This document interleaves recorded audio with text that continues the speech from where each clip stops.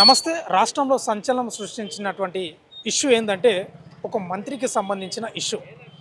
దీనిపై ప్రభుత్వం కూడా కొంత సీరియస్గా ఉన్నట్లు తెలుస్తూ ఉంది. ఎన్టీవీలో కథనం ప్రచురితమైంది. ఇప్పుడు ఇదే హాట్ టాపిక్గా మారింది. ఎన్టీవీకి సంబంధించిన ముగ్గురు జర్నలిస్టులను సిసిఎస్ పోలీసులు అరెస్ట్ చేశారు.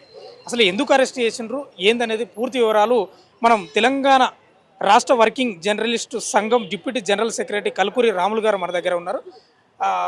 ఎట్లా చూస్తారండి ఈ అరెస్టులకు సంబంధించి? ఎందుకంటే ఇష్యూ హాట్ టాపిక్గా మారింది ఈ మధ్య కాలంలో. ఒక 4-5 ఈ సిట్ కూడా ఏర్పాటు చేసింది ప్రభుత్వం కూడా 12 తారీఖు. ఇప్పుడేమో అరెస్టులు జరుగుతున్నాయి. ఏం చెప్తారు దీని గురించి? అంటే ఈరోజు పాలకులు ప్రజల కోసం పనిచేస్తున్న సమయంలో మీడియా అనేది అనేక కథనాలను కానీ అనేక ప్రజా సంబంధించిన సమస్యల మీద కూడా మీడియా అనేక కథనాలు వేస్తుంది. పాలకుల వైఫల్యాలను కానీ రాజకీయ నాయకుల వైఫల్యాలను కానీ సంక్షేమ పథకాల అమల్లో నిర్లక్ష్యం వహిస్తున్న అధికారులపైన కూడా అనేక కథనాలు వేస్తుంది. కొత్తగా కాదు. కానీ ఇటీవల ఎన్టీవీలో ఒక మంత్రికి సంబంధించిన ఇష్యూలో వచ్చిన స్టోరీ కథనం ఆధారంగా చేసుకొని ఈరోజు ఎన్టీవీలో పనిచేస్తున్న ఇన్పుట్ ఎడిటర్ పనిచేస్తున్న దొంతు రమేష్, అదేవిధంగా సీనియర్ కరెస్పాండెంట్ అయినటువంటి పరిపూర్ణచారి, రిపోర్టర్ సుధీర్ కుమార్లను ముగ్గురిని కూడా పోలీసులు ఈరోజు ఎలాంటి ముందస్తు నోటీసు లేకుండా అరెస్ట్ చేయడానికి మాత్రం తెలంగాణ రాష్ట్ర వర్కింగ్ జర్నలిస్టుల సంఘం ఉప ప్రధాన కార్యదర్శి రాములుగా నేను తీవ్రంగా ఖండిస్తున్నాను. ఇదే కొత్తగా కథనాలు కాదు, ఇదే ఇప్పటితోనే అయిపోయే కథనాలు కాదు. మీడియా అనేది ప్రజలకు పాలకులకు వారధిగా పనిచేసే సంస్థలు. ఓకే, చిన్న తప్పు మిస్టేక్స్ ఉంటే ఖచ్చితంగా సంబంధిత పిఎస్లో కేసు పెడతారు, దాని మీద నోటీస్ ఇచ్చి పిలిచి వివరణ అడుగుతారు.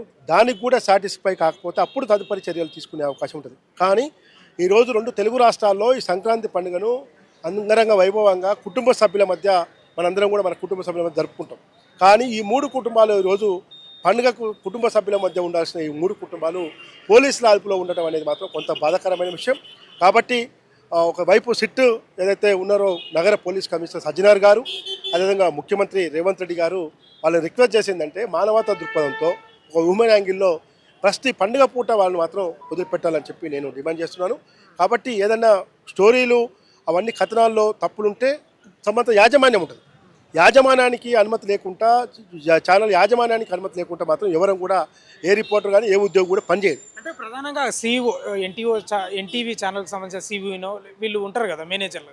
అసలు వాళ్ళని అరెస్ట్ చేయకుండా వీళ్ళని చేయడం ఏంది? వాళ్ళు చెప్తేనే వీళ్ళు చేస్తారు కదా అనేది ప్రధానంగా వినిపిస్తాం. మేము అదే కోరుతున్నాం. ఛానల్ యాజమాన్యం కానీ దానికి ఉండే నెట్వర్క్ ఇన్ఛార్జ్ కానీ సిఇఓ స్థాయి వ్యక్తులు కూడా ఈరోజు ఉంటారు. కానీ అసలు వాళ్ళు బాధ్యులు. కింద స్థాయిలో పనిచేసే ఇన్పుట్ ఎడిటరో రిపోర్టర్లో బాధ్యులు కాదు.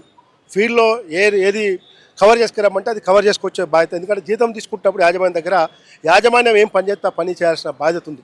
కానీ ఇక్కడ కేవలం రిపోర్టర్లనే బాధ్యులు చేస్తూ యాజమాన్యం కూడా దీనిపైన సీరియస్గా స్పందించాలి. వెంటనే సంబంధిత వ్యక్తులతో మాట్లాడాలి, ముఖ్యమంత్రితో మాట్లాడాలి, నగర పోలీస్ కమిషనర్తో మాట్లాడాలి, డీజీపీ శివధరి గారితో మాట్లాడాలి.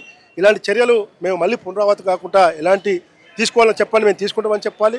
వాళ్లకు నోటీసులు ఇవ్వాలి, వాళ్ళని తీసుకొని విచారిస్తే బాగుంటుంది తప్ప రిపోర్టర్ని తీసుకొని విచారించడం వల్ల నిరుపేద కుటుంబాల నుంచి వచ్చిన రిపోర్టర్లు అందరం కూడా వివిధ జిల్లాల నుంచి ఎక్కడ ఏళ్ళ తరబడి ఇక్కడ హైదరాబాద్కు బతకనికి వచ్చిన జర్నలిస్టులం కాబట్టి వాళ్ళను బలి చేయడం అనేది కరెక్ట్ కాదు. దీన్ని ఏ జర్నలిస్ట్ అయినా సరే, ఏ యాజమాన్యం సరే, యాజమాన్యాలకు ఎవరు ఎజెండా వాళ్ళకు ఉన్నా సరే, కానీ ఇలాంటి సమయంలో మాత్రం జర్నలిస్టులు అందరూ కూడా జర్నలిస్టులకు మద్దతుగా సంఘీభావంగా నిలబడాలనేదే మా ఉద్దేశం. ఇదే ఇష్యూలో 12 తారీఖు సిట్ ఏర్పాటు చేసింది ప్రభుత్వం. ఈరోజు 14. ఎందుకు 2 రోజుల్లోనే అరెస్టులు కొనసాగుతున్నాయి? ఇంకా నిజాలా వాస్తవాలా కాదా అని తేల్చక ముందుకే జరుగుతున్నాయి అనుకుంటున్నారా? అంటే మేము అదే చెప్తున్నాం. ఈరోజు మీకు నిజంగా ఆ స్టోరీ పైన, ఆ కథనం పైన ప్రభుత్వానికి కానీ పోలీసు వర్గాలకు కానీ ఏమన్నా అభ్యంతరాలు ఉంటే ఖచ్చితంగా దానికి ఒక లీగల్గా నోటీస్ ఇస్తారని చెప్పి నాకున్న నాలెడ్జ్ ప్రకారం నాకు తెలిసిన వివరణ. కాబట్టి నిజంగా పోలీసులకు కూడా ఆ వివరణ సాటిస్ఫై కాకపోతే, ఆ సాటిస్ఫై మేము కావట్లేదని చెప్పి మళ్ళీ తదుపరి విచారణ పిలిచి అప్పుడు అదుపులోకి తీసుకుంటే మేము తీసుకుంటున్నామని చెప్తే బాగుండేది. కానీ ఇప్పటి వరకు అదుపులోకి తీసుకొని వాళ్ళు ఎక్కడున్నారు, ఏంటి, వాళ్ళ కుటుంబ సభ్యులకు ఎలాంటి సమాచారం ఇవ్వాలి, యాజమాన్యం చెప్పాలన్నా పోలీసులు చెప్పాలా అనేది చెప్పి తోటి జర్నలిస్ట్ మిత్రులందరం కూడా మేము ఆవేదన వ్యక్తం చేస్తూ ఉన్నాం. కాబట్టి పోలీసులు దయచేసి డీజీపీ శివధరి గారు గారైనా, నగర పోలీస్ కమిషనరు మన సజ్జనార్ సార్ కూడా మంచి మీడియాకు బాగా ఫ్రెండ్లీగా ఉండే వ్యక్తి, డీజీపీ గారు కూడా మీడియాకు మంచి స్నేహపూర్వకంగా ఉండే వ్యక్తి, పెద్ద మనిషి.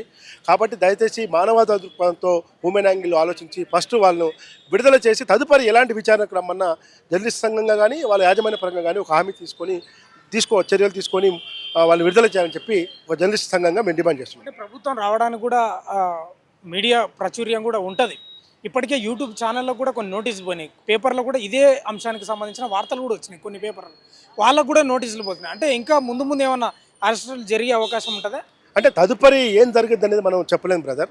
ఇప్పుడు జరిగిన సంఘటన పట్ల మాత్రం మేము ఒక యూనియన్గా ఒక రెస్పాన్సిబిలిటీస్ జర్నలిస్ట్ సంక్షేమం కోసం రాష్ట్ర వ్యాప్తంగా ఏ జర్నలిస్ట్ సమస్య వచ్చినా ఏదో ఒక రూపంలో మేము అండగా ఉండాల్సిన పరిస్థితి కాబట్టి ఖచ్చితంగా ఇప్పుడు ఈ ఇష్యూ కోసం మాత్రమే మనం ఇంకా ఏ జర్నలిస్ట్లకు వచ్చింది, ఏ యూట్యూబ్ ఛానళ్ళకు నోటీస్ ఇచ్చారు, ఎవరిని అదుపులో తీసుకుంటున్నారు, ఏ విధమైన చర్యలు తీసుకుంటారు అనేది మన భవిష్యత్తు మనం చెప్పలేని పరిస్థితి ఉంది. కాబట్టి ప్రభుత్వం ముఖ్యంగా ముఖ్యమంత్రి రేవంత్ రెడ్డి గారు మాకు అందరికీ తెలిసిన వ్యక్తి, పెద్ద మనిషి, ప్రజాపాలనలో ప్రజల సంక్షేమం కోసం పనిచేస్తున్న ముఖ్యమంత్రి గారే దీన్ని మానవతా దృక్పథంతో ఆలోచించి, ఎందుకంటే ఎన్టీవీలో పనిచేస్తున్న జర్నలిస్టు ముఖ్యమంత్రి గారికి కొత్త ఏం కాదు, ఏళ్ళ తరబడి పరిచయం ఉన్న వ్యక్తిగతంగా పరిచయము, ఛానల్ పరంగా పరిచయము.